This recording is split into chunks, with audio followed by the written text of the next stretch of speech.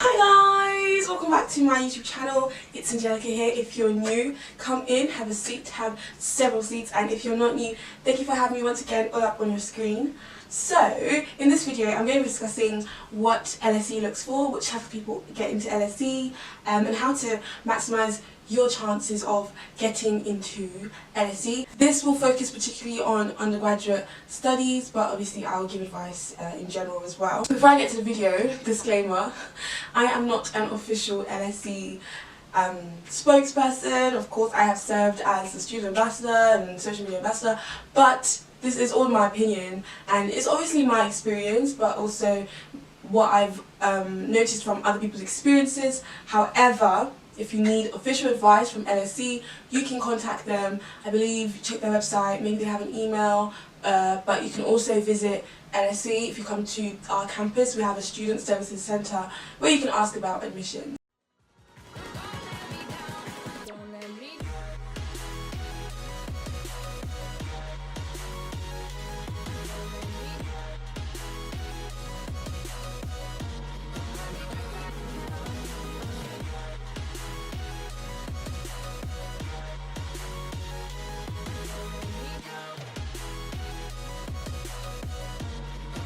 LSE is a social science university, so if you want to study medicine, this is probably not the place to study medicine because we don't offer medicine. I went to a meeting with the management at LSE of basically the director and board of directors and all these senior people, and they essentially said that they have considered whether or not they should branch out, and they decided that no, they're good at what they do. You know, LSE is a social science university for a reason. You want to study law, management, international relations, politics, economic history, economics, accounting, finance, stats, sociology, government.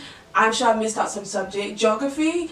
Then obviously LSE is the place, but if not, then sorry sorry, I can't do nothing. I can't do nothing. So one question I get asked about a lot is grades. LSE in general has very high grade requirements.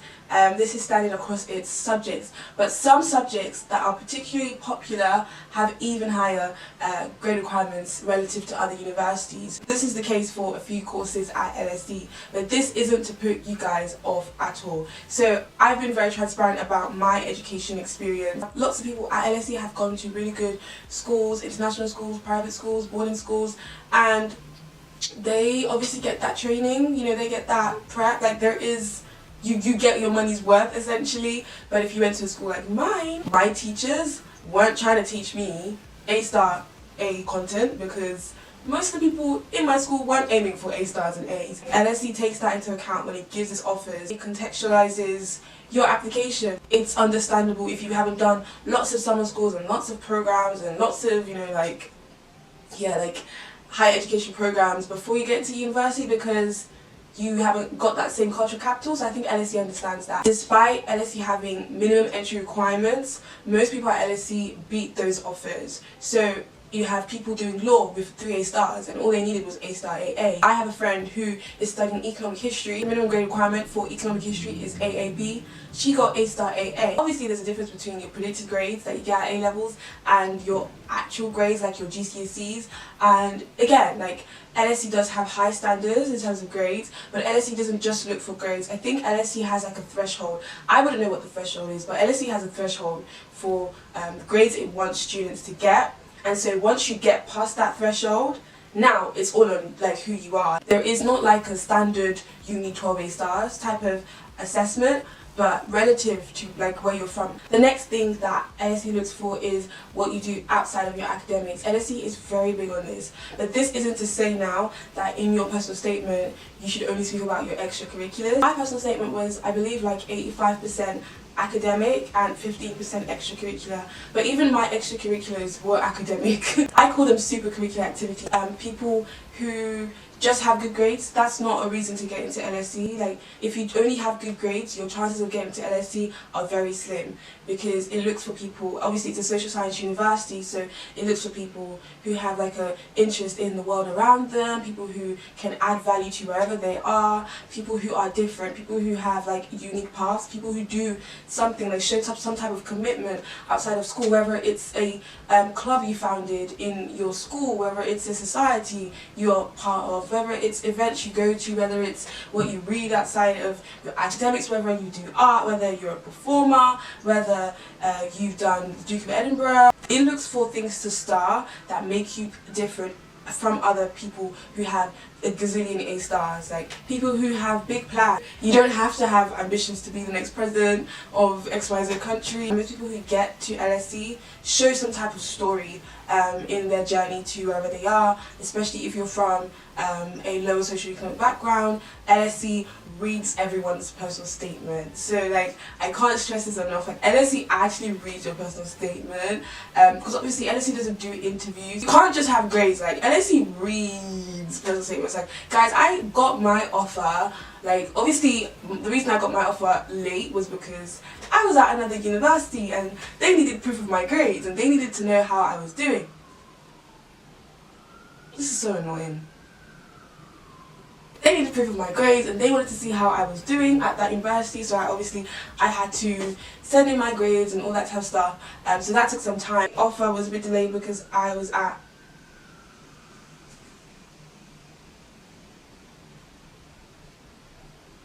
Nonetheless, LSE takes a while to look at personal statements because it does it in batches, because they want to make sure that they're not taking a chance on whoever has applied to LSE. They want to make sure that they have made a good decision. Do I still have the prospectus? Oh, I have the prospectus. And there was one course in the prospectus where one person was accepted onto. Out of like 100+ people who applied for that course, one person got an offer for that specific course. So LSE means what it says. But don't let that throw you off if you believe that you have the characteristics that would thrive at this university. People whose personal statements I've read, they have been essentially essays, like they could be published type of a personal statement. My friend, one of them was literally arguing, like her whole essay was her fighting lots of fellow scholars. One thing I've noticed is that people at LSE tend to be quite opinionated in their personal statements.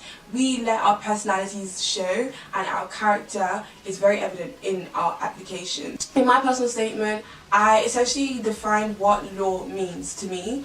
So most people apply to study a subject and they say, I'm interested in XYZ, but given that LSE is a social science and quite a global university, when I read the prospectus, it basically said that like students who are at LSE understand that law is beyond just like books, it's beyond legislation, it's beyond order, it's a presence all around us. And so for me, in my personal statement, I defined what kind of function I believe law plays in society. I think law sits at the core of the most important economic, political and social issues. It ties everything together. That was essentially my philosophy of law, and this is one advice I have to give everyone. Until people started sending me their personal statements, I didn't understand how little people actually define like what the subject means to them. Like, you need essentially a philosophy, have a philosophical opinion of the subject you're applying for, a philosophical opinion on what exactly your course means to you, what it means in the wider picture of everyday life, and why do you want to study. For some courses, LSE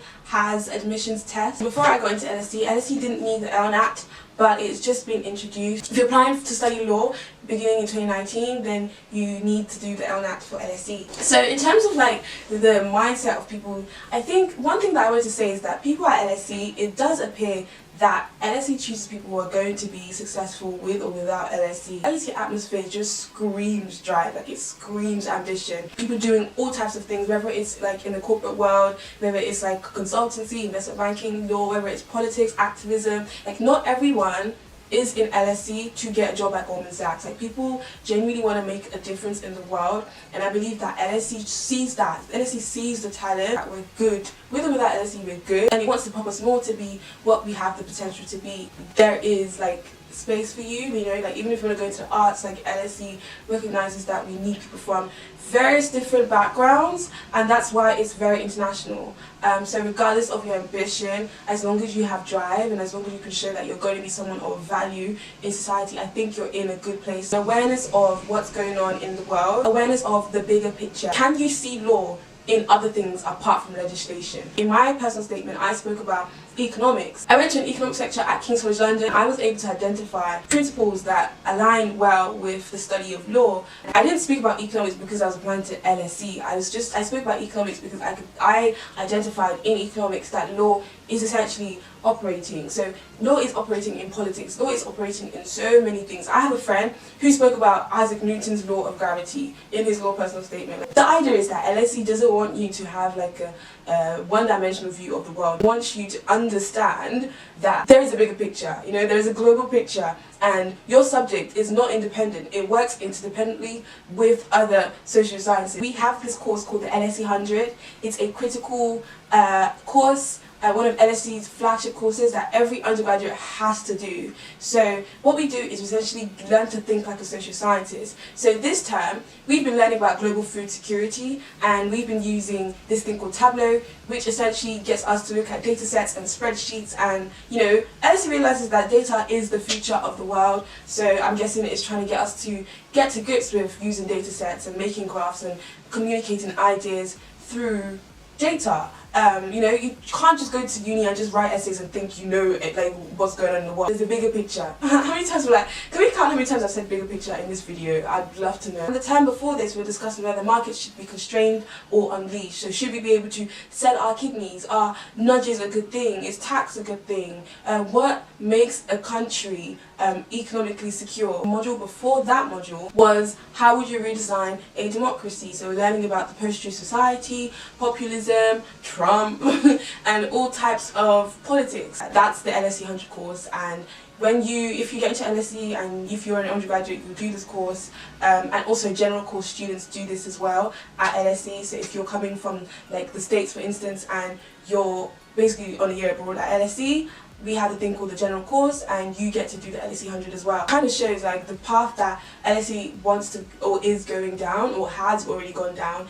and will continue to go down. LSE wants to add value to society, so it's thinking again about the bigger picture and international issues. So if you want to live in a bubble, if you want to be in a bubble and study your subject historically, then maybe LSE is not for you. But if you want to know, like, obviously learn about the historical aspect of your subject, but learn about the current issues as well and merge them together, then I think you would be a good candidate for LSE, in my opinion. Yeah, I think it's like 70% international, and because of that, you know, like people from different backgrounds are here. I think that LSE doesn't discriminate, very merit-based. People here come from very different walks of life. It's the beauty of LSE because it brings everyone together, it brings all gifted minds together, and yeah, so it doesn't matter where you come from basically. I hope this video has cleared some things up. I know I said it's not official advice, it's just what I've noticed from my friends, from my experiences, from people who get in touch with me who are actually students at LSE. Thank you so much for watching this video. Let me know what you think. If you have any questions about what I discussed in this video in the comment section. Don't forget to connect with me on my other social media channels. Until the next one, bye!